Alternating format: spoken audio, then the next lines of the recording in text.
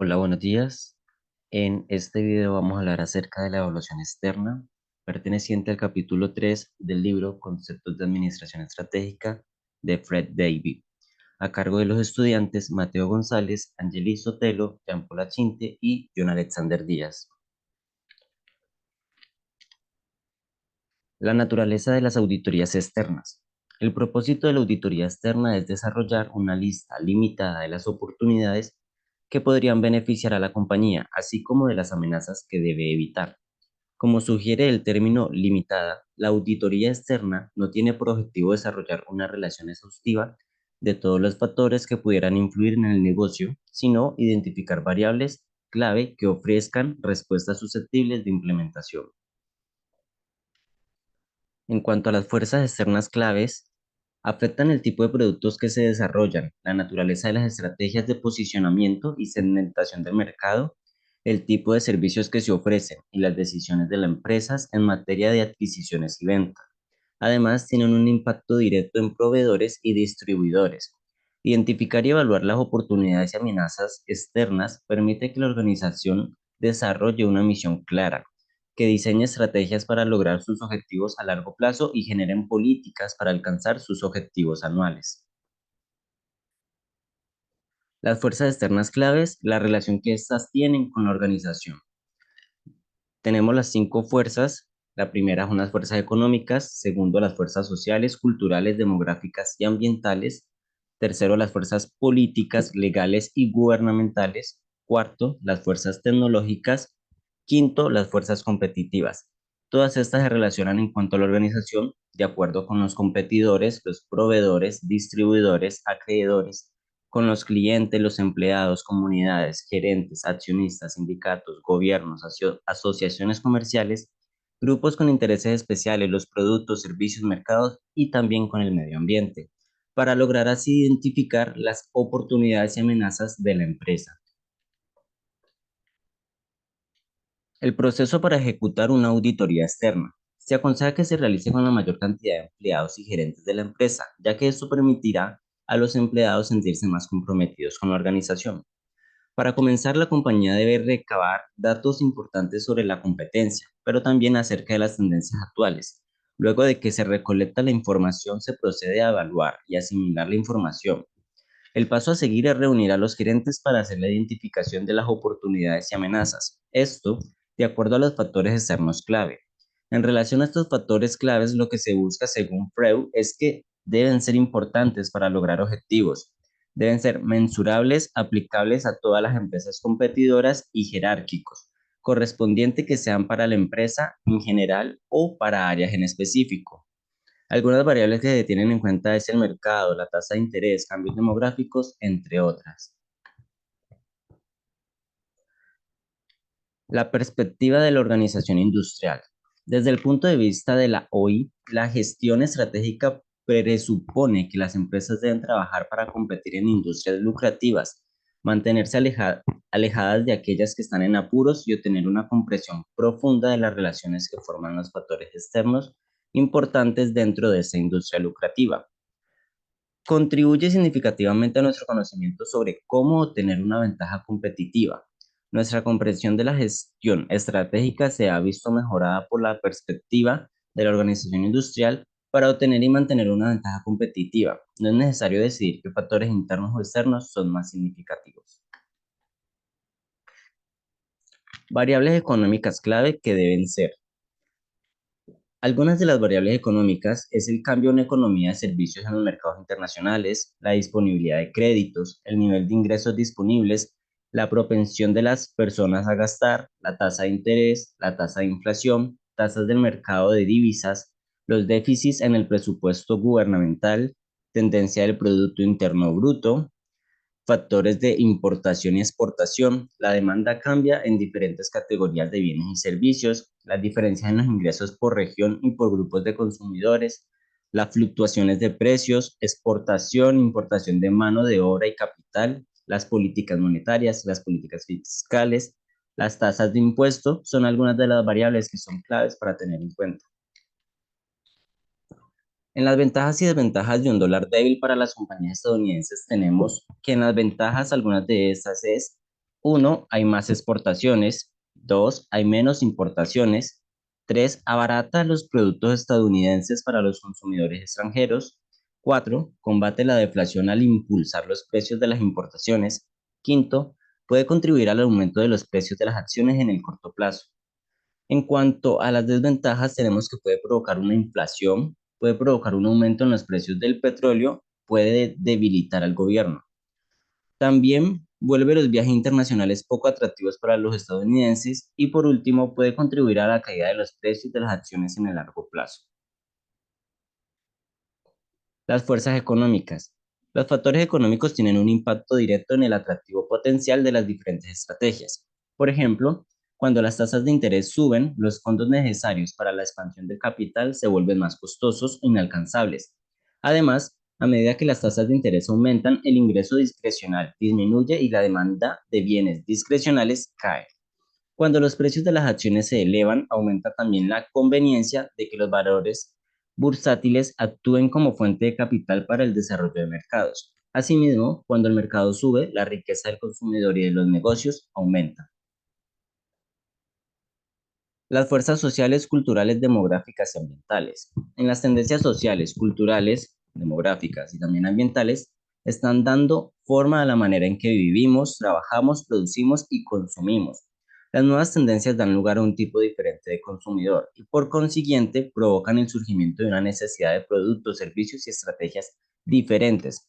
En buena parte del mundo actual, el número de hogares conformados por personas que viven solas o comparten el espacio con compañeros con quienes no tienen parentesco alguno es mayor que el hogar constituido por parejas casadas y con hijos. Además, la cantidad de gente que hace sus compras online es cada vez mayor. Fuerzas políticas, gubernamentales y legales. Los gobiernos desempeñan un papel esencial al regular, liberalizar y brindar subvenciones a las actividades empresariales. Los ajustes en las legislaciones relacionadas con patentes, tasas tributarias y otros aspectos que influyen significativamente en diversas industrias.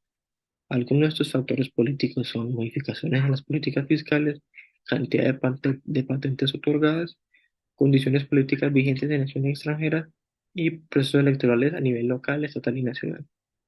Básicamente, para explicarlo de mejor manera, es lo que está sucediendo y lo que va a suceder con las reformas nuevas de salud y el trabajo, que esto afecta significativamente, por ejemplo, en el tema de las EPS, que pueden afectar al momento de ofrecer su servicio y también afecta a las empresas debido a que se le aumentan los costos de la atención médica de los trabajadores o de los colaboradores. Variables sociales, culturales, demográficas y ambientes clave. Siguientes variables son las tasas de natalidad, el número de grupos de interés, especial número de matrimonios, número de divorcios, número de nacimientos, número de funciones, tasas de inmigración y migración, temas de seguridad social. Básicamente, como su nombre lo dice, son todas las variables sociales, culturales y demográficas que pueden estar en el ambiente externo empresarial. Sindicalismo. La influencia de los sindicatos puede ser un factor político crucial en la toma de decisiones estratégicas como la ubicación de plantas y otras operaciones.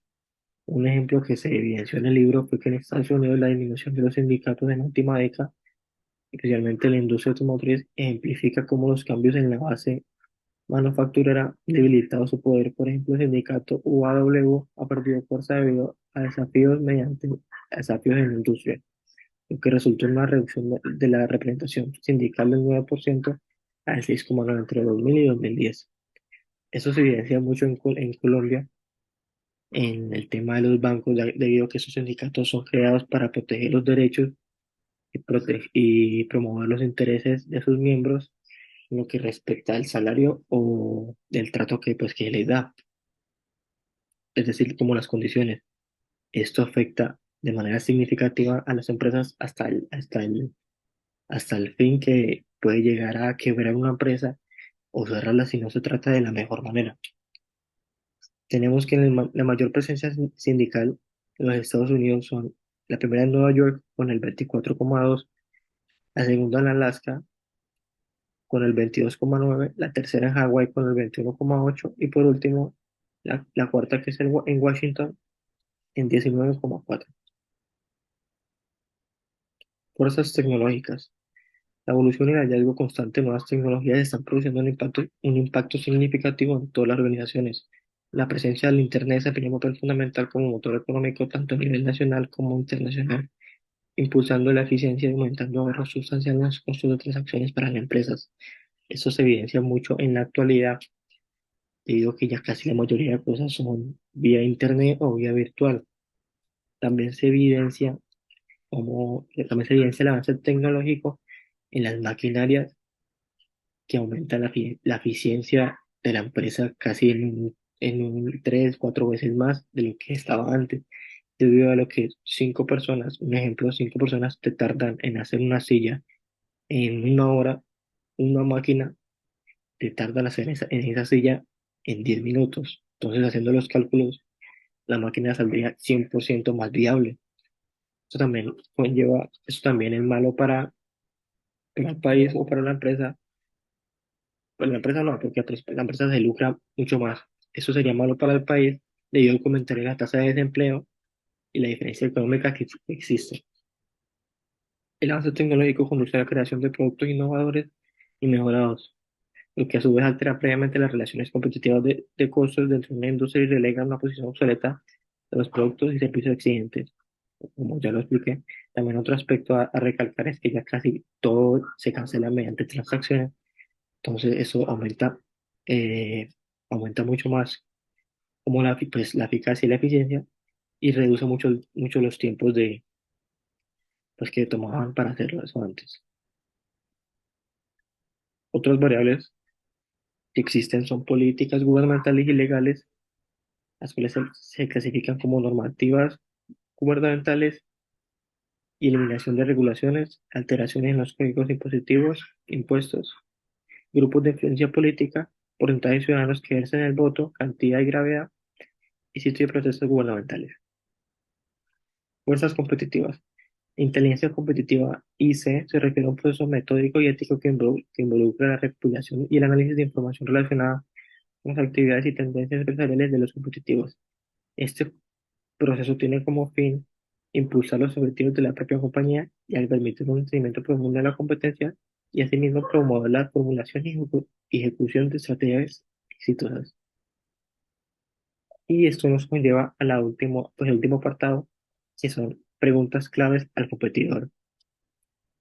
Como se explicó anteriormente, mediante estas preguntas se puede, se puede promover la formulación y ejecución de estrategias exitosas.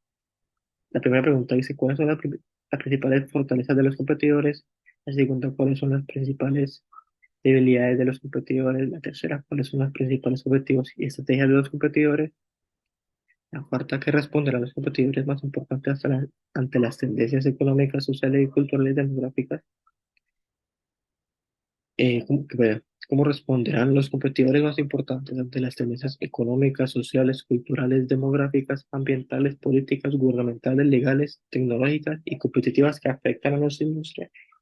¿Y qué tan vulnerables son los principales competidores ante nuestras estrategias empresariales alternativas?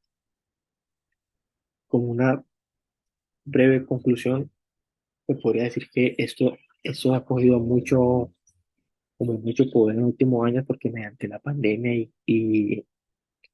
por ejemplo, los que sucedió con el paro, las empresas tienen que estar muy pendientes del ambiente externo y como se pudo evidenciar, empresas que no pudieron adaptarse al cambio o que les costó mucho tuvieron que quebrar, o las otras que sí pudieron adaptar al cambio fueron a llegar, aumentaron fueron a llegar a ser más efectivas y más eficaces, logrando así superar esa adversidad.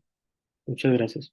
Bueno, vamos a continuar hablando sobre las fuerzas competitivas y aquí tenemos a los programas de inteligencia competitiva, que son procesos sistemáticos y éticos para analizar información sobre las actividades y tendencias empresariales que realiza la competencia. Resulta que aquí nos mencionan tres objetivos que tiene esta. Primero, ofrecer una mejor comprensión general de la industria en la que estamos o a la que vamos a entrar. Vamos a entender mejor a nuestros competidores. Segundo, identificar las áreas de vulnerabilidad de los competidores y evaluar el impacto que pudieran tener las competencias a la hora de nosotros aplicar las estrategias que pues, vamos a realizar o realizamos. Tercero, identificar los movimientos que vayan a realizar las organizaciones a las cuales estamos compitiendo. Sí nos va a ayudar también, eh, bueno, es que la inteligencia en sí, la inteligencia competitiva nos va a ayudar, o sea, esa información nos va a ayudar mucho a la hora de realizar, en la formulación, en la implementación, en la evaluación de nuestras estrategias y las estrategias de ellos. Pues nos va a mantener como en la vanguardia de los ataques que vayamos a recibir de la competencia, ¿sí? También el libro nos menciona que entre más, entre más información tenga entre más información tenga la organización, va a ser mucho, para ellos va a ser mucho más fácil poder contraatacar, poder implementar las estrategias, ¿sí? También nos menciona que hay una práctica, una mala práctica que se ha estado realizando con algunas empresas. Se trata de contratar a altos directivos de las competencias para que así sea mucho más fácil hacer la inteligencia competitiva. Si esa persona que tiene información valiosa de la empresa a la cual estamos compitiendo, pues nos va a dar toda la información. O sea, saben mucho sobre la empresa, entonces nos va a decir todo el DOFA de la empresa, fortalezas, debilidades, oportunidades que haya tenido, que tiene. Es una mala práctica, ya que pues prácticamente está violando, ¿sí? Las leyes de antimonopólicas. Esto es casi lo mismo que hacer un espionaje. Y, como muy bien lo dice aquí, es un proceso ético. Y eso es, sí, como hacer una práctica de negocio antiético, hacer espionaje. Pues es mejor hacer una inteligencia competitiva, porque ni siquiera no es difícil encontrar información de la empresa, de las empresas, de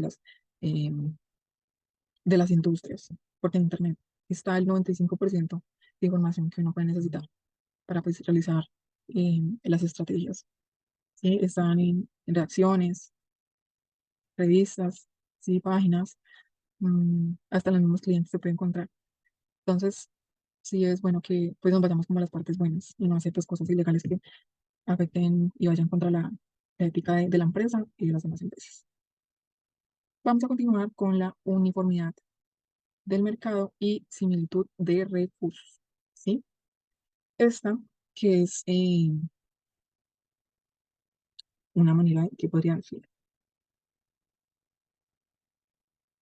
esta es una manera de analizar, ¿sí? El mercado, de ver por dónde podemos coger, ¿sí?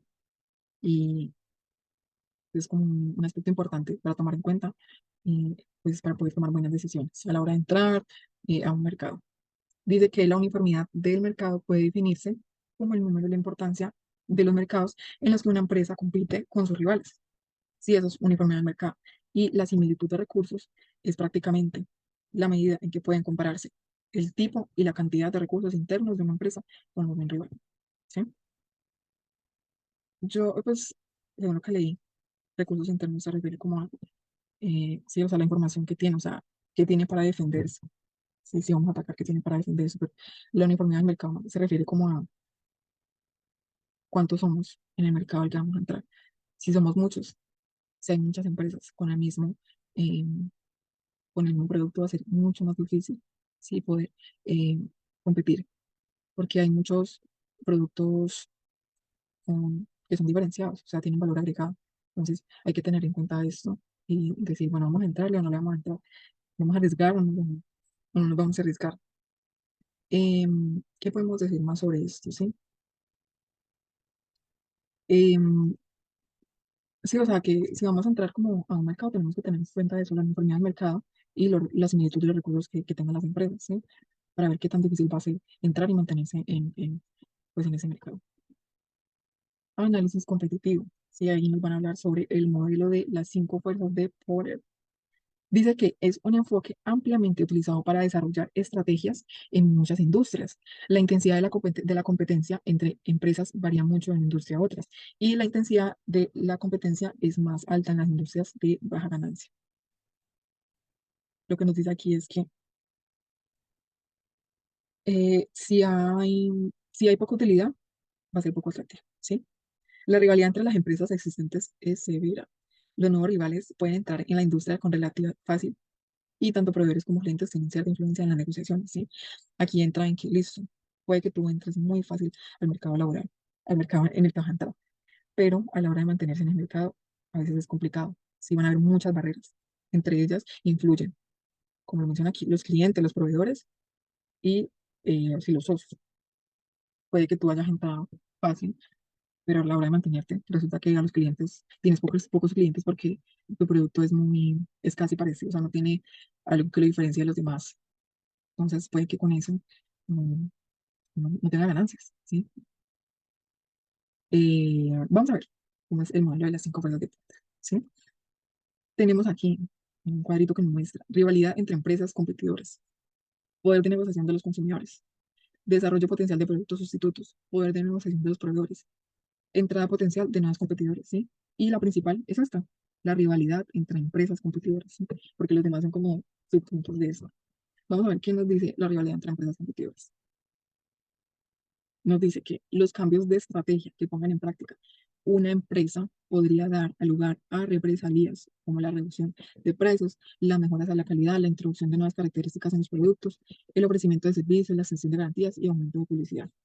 Aquí encontramos condiciones que provocan alta rivalidad entre compañías competidoras, ¿sí? Nos dice que si hay números elevados de compañías competidoras, va a haber más rivalidad, va a ser más difícil, ¿sí? Cuando los consumidores pueden cambiar de marca con facilidad, va a ser más difícil para ti. Si tú no tienes un producto diferenciativo, si tú tienes lo mismo que todos tienen, no, no vas a llamar a los clientes, no vas a, hay que crear necesidades. Si uno va a entrar, si uno va a realizar una empresa, no hay que decir, bueno, a ver, ¿qué me gusta? ¿Qué me gustaría vender? Voy a vender vasos y ya me pongo a vender vasos. Hago vasos de vidrio normales.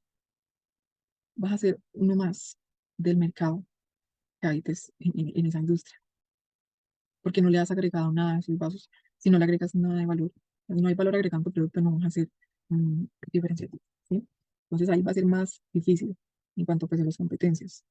Dice que cuando la demanda de los consumidores disminuye, cuando los rivales venden productos y servicios similares, y eso mencionan casi lo mismo en todo eso. Entonces, para que no se nos haga difícil ser pues, la rivalidad y ser una buena empresa competitiva, tenemos que tener en cuenta estas condiciones, ¿sí? Y lo que pues, hace un rato mencioné.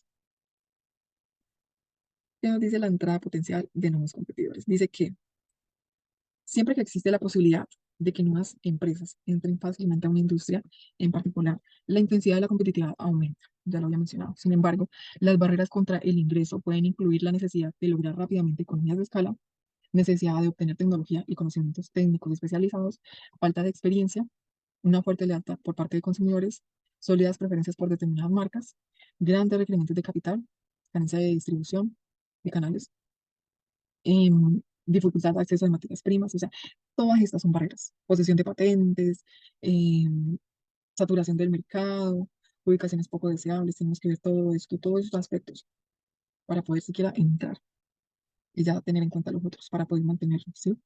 Este, es muy fácil entrar, es muy fácil entrar, muchas veces es muy fácil entrar, sí, pero es muy difícil mantenerse por eso, porque a veces las empresas se lo toman a la ligera, las organizaciones quieren entrar y sin tomar en cuenta pues, esos aspectos, como, pues, como que si no fuera a afectarles. Otra es que son muy corticas, la verdad, muy concisas y todas hablan casi de lo mismo. Desarrollo potencial de productos sustitutos. Sí, a ver, bueno, en esta entrada potencial de nuevos competidores, eh, bueno, yo quería mencionar algo en eso también. Sí, bueno, vamos a pasar al otro tema. ¿No? Desarrollo potencial de productos sustitutos. Todo eso va a tener. Si tú no tienes, otra vez se lo menciono, si tú no tienes un producto diferenciativo, van a haber productos que van a poder sustituir, ¿sí? Si la gente va viendo que tal producto, que es el más consumido, va subiendo de precio y luego se vuelve inalcanzable para muchas personas, obviamente las personas van a recurrir a un producto que sea más asequible. Ese sería el producto sustituto. ¿Qué nos dice el libro? En muchas industrias, las empresas compiten muy de cerca con fabricantes de productos sustitutos que participan en otras industrias. La presencia de productos sustitutos pone un tope al precio que se puede cobrar antes de que los consumidores cambien al producto sustituto. También esos límites de precio determinan la ganancia máxima y provocan una competencia más intensa entre rivales. Los productos sustitutos se dan más que todo por los precios, ¿sí? No por cómo sea. Por ejemplo, las carnes. Todos sabemos que la carne, por ejemplo, de res, más que todo de res y de cerdo, son caras. ¿Qué es más económico? El pollo, la carne del pollo. Entonces, el pollo es algo que se consume más que la carne, porque pues la carne es más cara. La carne de res es más cara. Y el día pues que se vuelva más cara, obviamente la gente va a consumir más pollo. Y normalmente la gente consume más pollo por esa razón. La carne como es cara, la utilizan como para, muchas veces para eventos especiales. Vamos a comer pollo toda la semana, pero el fin de semana, que va a haber un evento especial, vamos a comer carne. Porque pues, obviamente pues, hay muchas veces que la gente pues tiene dinero y puede acceder a ellos, pero personas que no pueden, entonces se van por lo más económico. ¿Qué nos dice más? Dice, las presiones competitivas que surgen por los productos sustitutos aumentan a medida que el precio relativo de estos disminuye y conforme el costo en que incurren los consumidores por cambiar a ellos también se reduce.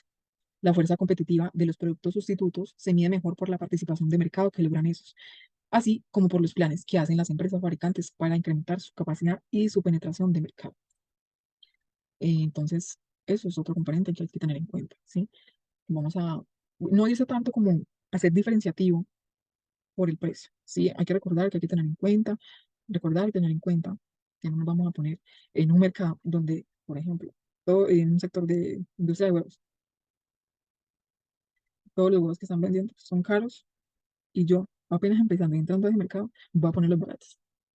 Barato significa que no le va a alcanzar que no te va a alcanzar a recolectar lo que invertiste. Eso no se puede hacer, porque pues ahí ya no habría ganancias sino que pérdidas de inicio.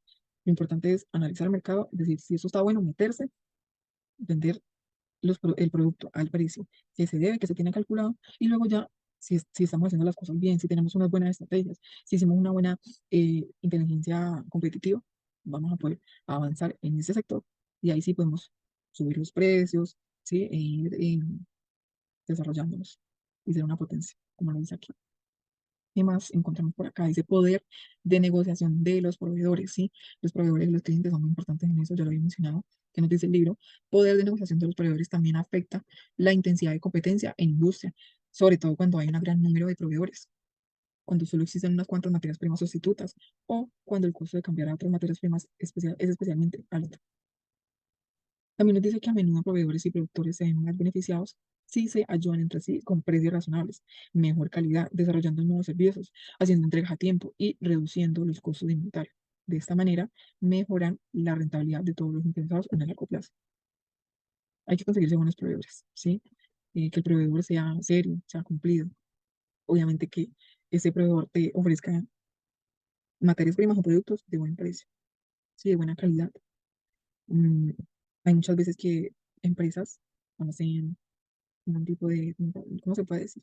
Bueno, aunque eso es también una mala práctica, se podría decir como que les pagan, les pagan más, como por debajo, le pasan platos por debajo, para que así, pues, esto les entreguen los productos de mejor calidad y no los de mala calidad, porque muchas veces pasa eso, que pues, mm, sí, como que los proveedores muchas veces entregan productos en mal estado, entonces muchas empresas que hacen pagan más para que solamente entreguen productos buenos, ¿sí? Entonces siempre hay que encontrarse un buen proveedor, no proveedores que pues sean de ese tipo, corruptos, por decirlo así. Y pues por supuesto hay que tener una buena relación con los proveedores, no llevarse mal con ellos porque pues no se gana nada. Poder de negociación de los consumidores, ¿sí? Eh, Todo esto son claves, llevarse bien con los proveedores, con los consumidores, ¿sí? Es importante.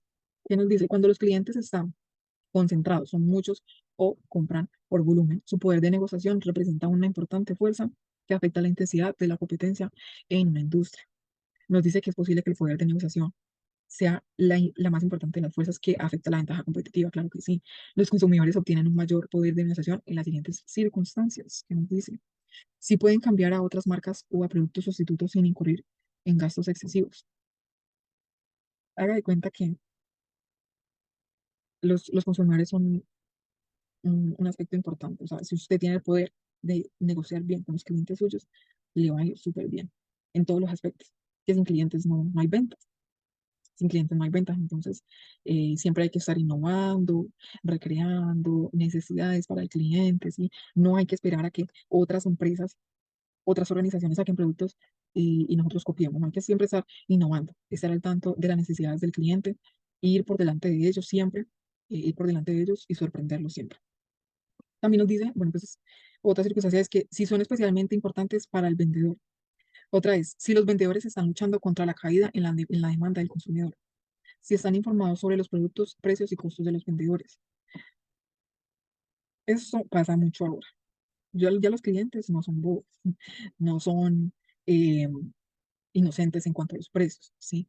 Muchos van a preguntar por precios, y preguntan aquí, preguntan allá y encuentran el lugar más económico, que tenga las 3B, bueno, bonito y barato, que sea asequible, que sea de buena calidad.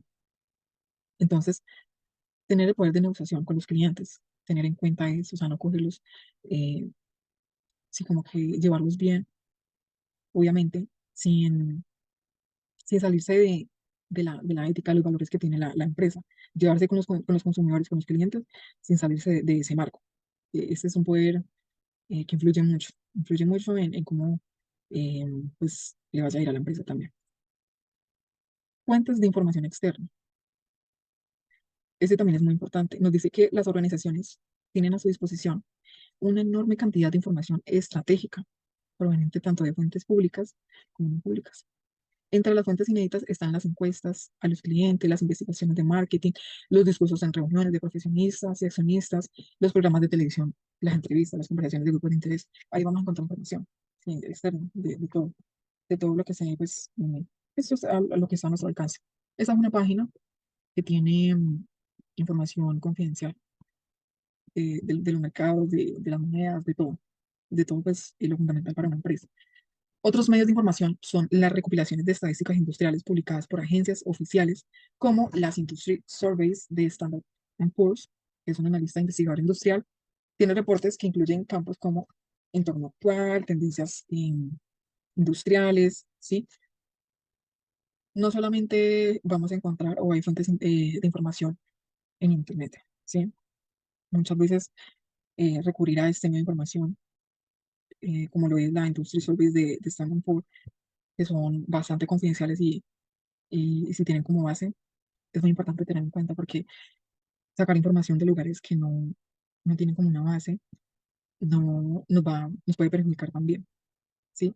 Entonces, estos pues son aspectos importantes que hay que tener en cuenta, pues son como las fuerzas competitivas. Bueno, continuando, nos vamos a centrar y vamos a ver las herramientas eh, y la técnica de ver un pronóstico. Esta técnica se lleva para que las empresas puedan llegar a ver un paso al futuro, como un paso de llegar a prever futuros tanto problemas como, como cosas malas que puedan llegar a pasar, como ciertos beneficios. Un ejemplo es que que se dice que en China en unos cuantos años se van a comprar muchos aviones. Entonces, una empresa que vende estos mismos va a aumentar su producción y va a abarcar más el mercado en China para podérselos vender a estos y de esta manera crecer. De igual manera, así como las personas en pronóstico llega a ver que puede haber, no sé, ciertas lluvias, pueden llegar a prever el transporte hacia esta misma. Es una técnica que es muy importante, que uno tiene que tener muy en cuenta las empresas en el día a día, incluso, para poder llegar a dar un pronóstico fijo para que de esta manera no vaya a afectar mucho a la empresa o la pueda pues, llegar a beneficiar. De esta misma, las herramientas del pronóstico se ven en dos, tanto cuantitativas como como las cualitativas.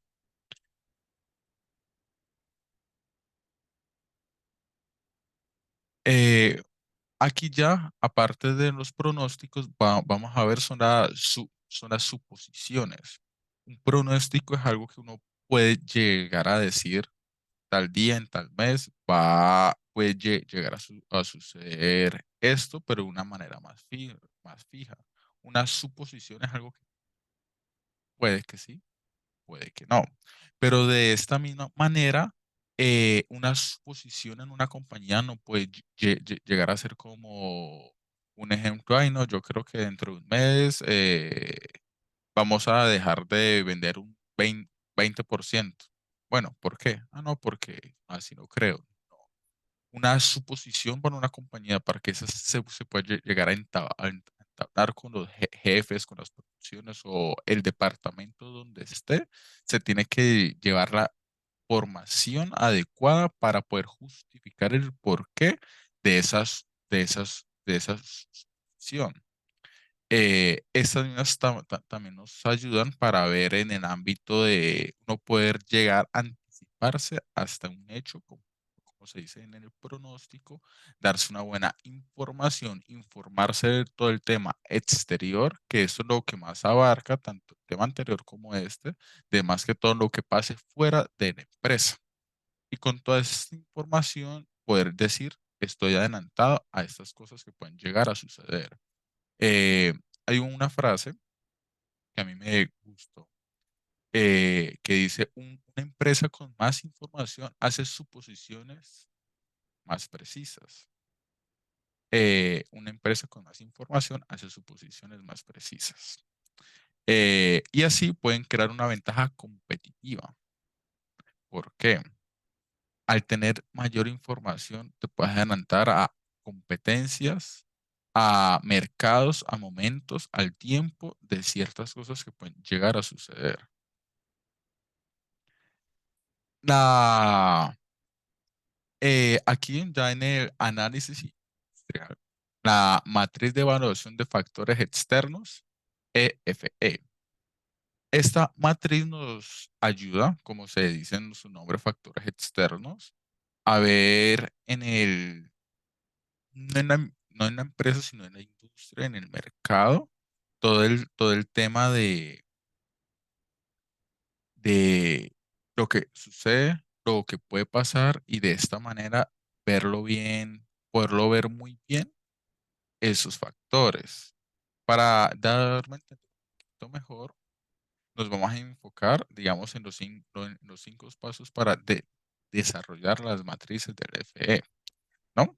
Aquí dice, hay que elaborar una lista de los factores externos a la empresa, dice entre 15 y 20 de oportunidades y amenazas. Se tiene que indagar, se tiene que ver muy bien todo lo que puede llegar a afectar, formarse a la empresa respectivamente. El segundo, ya estos pasos los voy a explicar ya con un ejemplo que está en el libro de una manera más rápida. Eh, bueno, aquí es un ejemplo que se da en una empresa de cines, que tiene 10 salas, ¿no? Entonces, aquí dice, los factores externos claves, los que pueden llegar a ser importantes, los que realmente uno tiene en cuenta, ¿no? Se dice en oportunidades que puede llegar a tener y las amenazas de igual manera que puede llegar a tener.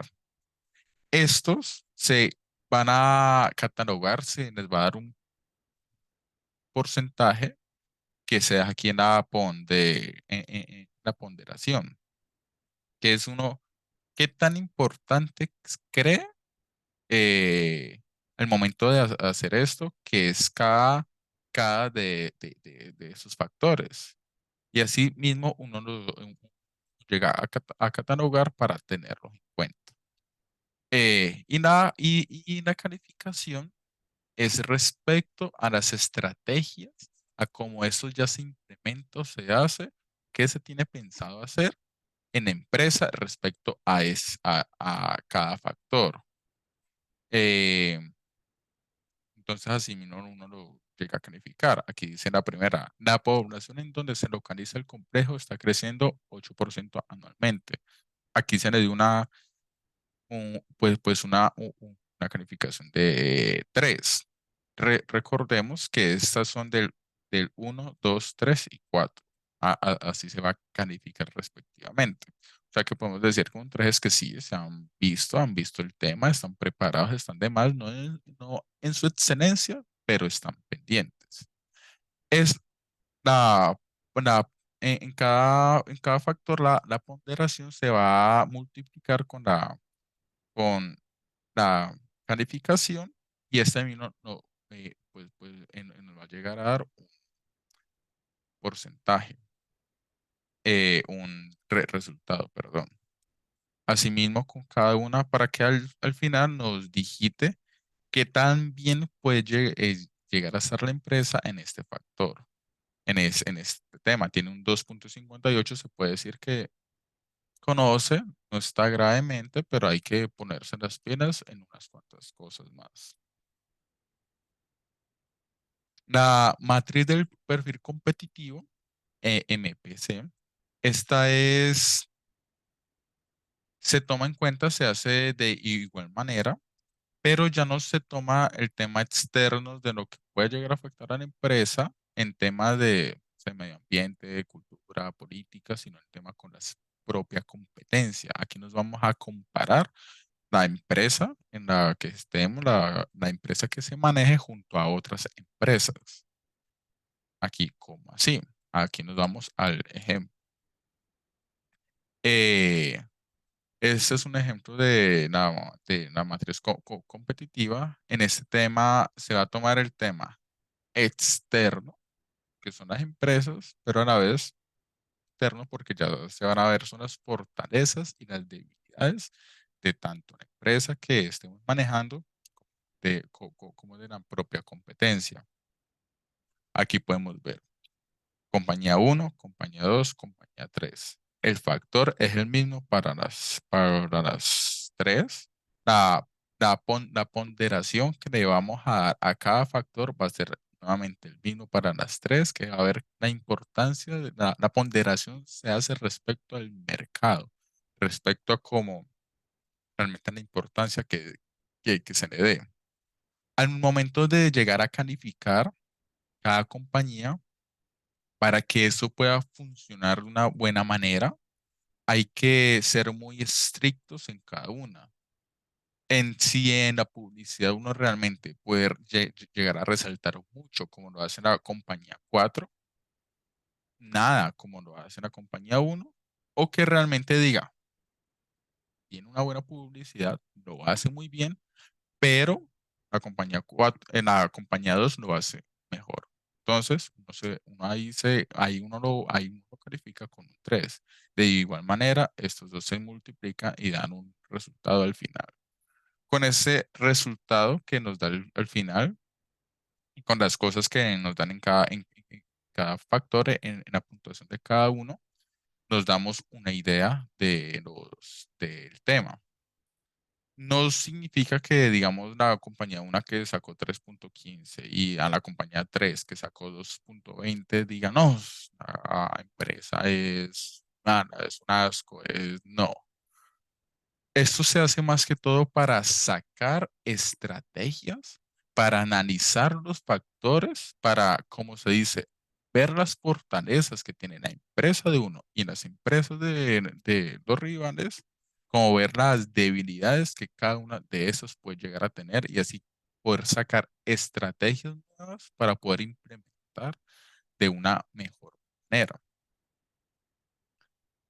Aquí ya como una conclusión, no de esos temas, sino del capítulo en general,